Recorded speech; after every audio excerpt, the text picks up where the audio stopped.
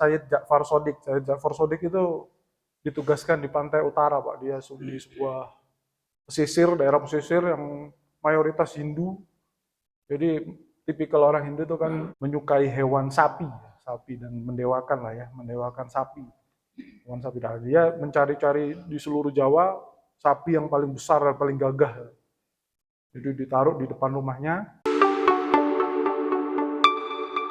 Pada kesempatan kali ini saya mau bahas masalah dakwah. Terakhir saya di sini juga bahas masalah dakwah, sekarang juga bahas masalah dakwah. Karena dakwah ini perintah di Al-Quran itu ada beberapa surat di An-Nahl 125, Ali Imran 104 itu anjuran, bukan anjuran ya, perintah untuk berdakwah. Fi'il amr. Jadi fi'il amr kalau di bahasa Arab tuh ada fi'il madhi, fi'il mudhorik, ada fi'il amr. Ini perintah, Pak. Perintah untuk berdakwah. Jadi kita bahas masalah dakwah dan dulu kita bahas masalah dakwah Rasulullah, sekarang kita bahas dakwah di Nusantara. Jadi dakwah paling sukses itu di Nusantara itu terjadi 6 abad yang lalu, di abad ke-14-an itu ya.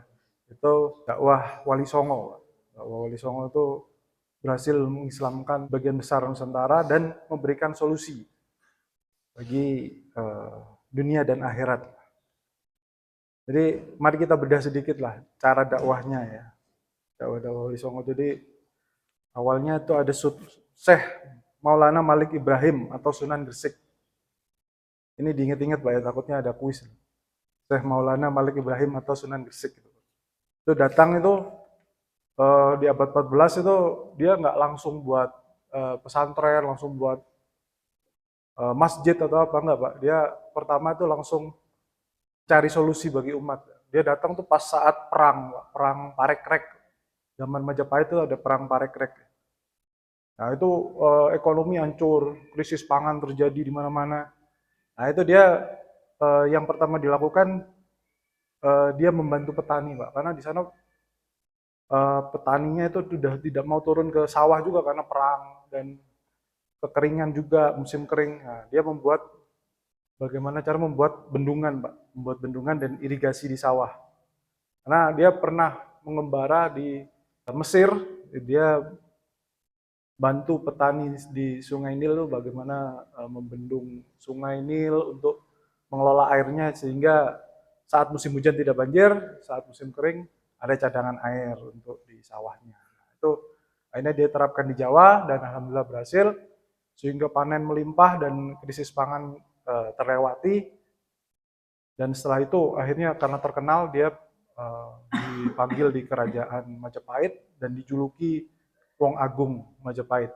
Wong Agung Majapahit itu artinya orang mulia ya, orang mulia Majapahit. Setelah itu dia baru bisa berdakwah Pak, secara efektif dan didengerin lah kata-katanya dia karena telah membantu Pak, memberikan solusi bagi Pulau Jawa ya, kerajaan Majapahit pada khususnya. Ya. Jadi dakwah kan ada macam-macam Pak, ada dakwah bil lisan, bagaimana kita mengucapkan hadis dan Quran dan lain-lain. Ada dakwah bil hal, ini dakwah bil hal Pak, dakwah dengan perbuatan nyata. Dan juga ada dakwah bil tatwin. Dakwah bil tatwin itu kalau kita buat kitab atau dakwah dengan kita buat sosial media itu juga buat akun channel YouTube dan lain-lain masalah dakwah itu juga dakwah bil tatwin maksudnya. Ada juga dakwah bil hikmah, macam-macam Pak dakwah-dakwahnya. Terus ada juga Syekh Maulana Ishaq. Syekh Maulana Ishaq ini ayah dari Sunan Giri, Pak. Dia bukan langsung Wali Songo, tapi dia ayah dari Sunan Giri dan paman dari Sunan Ampel. Sebenarnya Wali Songo banyak yang nyambung-nyambung sebenarnya silsilah keluarganya.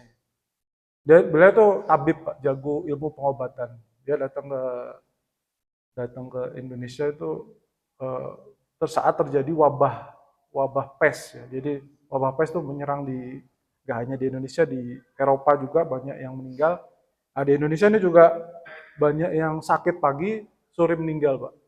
Ada yang sore sakit, paginya meninggal. Jadi cukup menggelisahkan lah. Nah, setelah itu Syekh Maulana Ishaq itu menyosialisasikan hidup bersih dan lain-lain. Terus membuat ramuan-ramuan tradisional dan berhasil alhamdulillah. Jadi banyak yang rakyat penduduk-penduduk terbantu sehingga sampai akhirnya terkenal. Dan saat itu ternyata anggota kerajaan dan putri putri Majapahit itu juga Dewi Skardadu ya, itu sakit juga, sakit pes itu, dan dipanggil ke kerajaan dan ternyata berhasil menyembuhkan juga. Jadi diangkat jadi menantu kerajaan, sehingga setelah itu lahirlah Maulana Ainul Yakin atau Raden Paku atau populernya Sunan Giri. Sunan Giri. Jadi setelah itu dia bisa berdakwah, Pak. Berdakwah. Dan dakwanya efektif, Pak. Sehingga didengerin lah. Jadi intinya kita berdakwah kan, kalau dakwah bilhal jangan berdakwah tentang tauhid kepada orang lapar, Pak. Kalau orang lapar yang kita dakwahi pasti gak didengerin, Pak. Tapi kalau umpama setelah kita beri makan, kita beresin masalahnya, lalu kita baru dakwahkan, insya Allah lebih efektif, Pak. Jadi gitu, dakwah bilhal. Jadi terus ada lagi yang terakhir ini ada Sayyid Ja'far Shodiq. Sayyid Ja'far Shodiq itu ditugaskan di pantai utara, Pak. Dia di sebuah pesisir, daerah pesisir yang mayoritas Hindu. Jadi tipikal orang Hindu itu kan menyukai hewan sapi dan mendewakan lah ya, mendewakan sapi. Hewan sapi. Nah, dia mencari-cari di seluruh Jawa sapi yang paling besar dan paling gagah. Jadi ditaruh di depan rumahnya. Setelah itu dia diparkir lah ya, diparkir di depan rumahnya. Orang-orang kan penduduk pada kesana, pada nonton. Ini kenapa nih Sayyid beli sapi yang besar banget ini, mau disembelih atau mau apa nih? Dan banyak yang kumpul lah karena mengagumi juga nih, karena sapinya besar, jarang-jarang gitu. Wah, terus habis itu setelah kumpul rame, beliau keluar terus menyampaikan, menjelaskan bahwa sapi itu merupakan binatang yang dimuliakan di Islam juga. Sampai dibuatkan surat Al-Baqarah ya, sapi betina. Itu mengungkapkan masalah pembunuhan di zaman Nabi Musa. Mengungkap pembunuhan di zaman Nabi Musa. Bagi yang mau tahu ceritanya, bersambung besok. Akhirnya besok datang lagi orang-orang warga sekitar sana, kumpul lagi banyak, ramai. Dia ceritakan lagi bagaimana surat Al-Baqarah ini. Terus mau tahu lanjutannya besok lagi, lebih ramai lagi, banyak. Dan akhirnya dakwahnya efektif, dan setelah itu banyak yang curhat setelah itu dan memberikan solusi-solusi bagi masyarakat. Akhirnya setelah ramai, dia baru buat masjid. Masjidnya tuh Masjidil Aqsa. Dan kotanya dia belum buat kota juga. Nama kotanya itu seperti kota kelahirannya. Dia lahir di Palestina. Sayyid Ja'far Shodiq itu lahir di Palestina dan dinamain kota kelahirannya Al-Quds. Al-Quds. Jadi karena lidah Jawa jadinya Kudus. Jadi Kudus itu kalau mudik itu nggak lewat tol pantai utara itu pasti ada Masjid Al-Aqsa. Jadi jadi dakwahnya itu berkah, Pak. Sampai sekarang pun sebenarnya di tiap makam-makam Sunan Wali Songo itu pasti kan ramai, Pak. Banyak orang-orang terbantu dengan orang jualan di sekitar, terus armada bis berapa yang dibantu itu kan banyak. Tur-tur Wali Songo itu berapa banyak bis yang disewa-sewakan sana, sampai akhirnya kan sampai lewat ke Aljabar juga. Jadi warga Cimencrang juga mungkin terbantu lah secara ekonomi.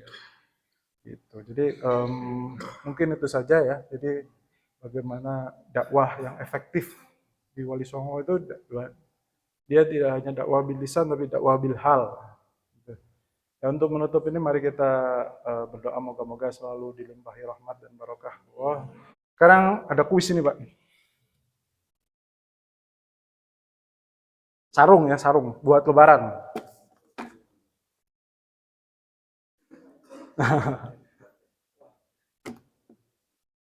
Sebutkan nama Wali Songo dan nama aslinya, Pak.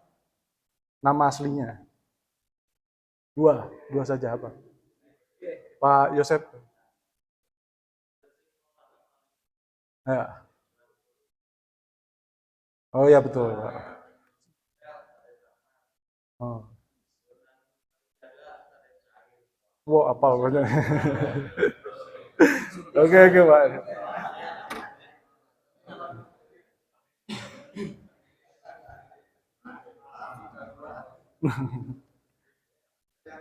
Terus tadi saya menyebutkan macam-macam dakwah.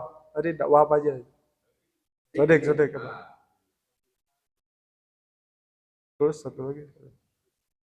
Ditabim, ya.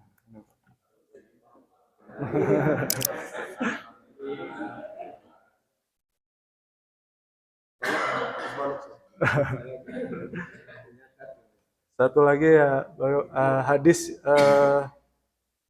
sampaikan walaupun satu ayat apa? Ada yang tahu? Walok?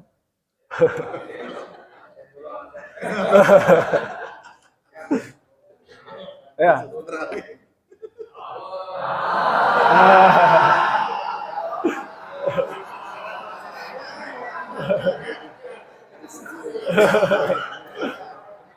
Apa? Oh ya, dibisikin tuh.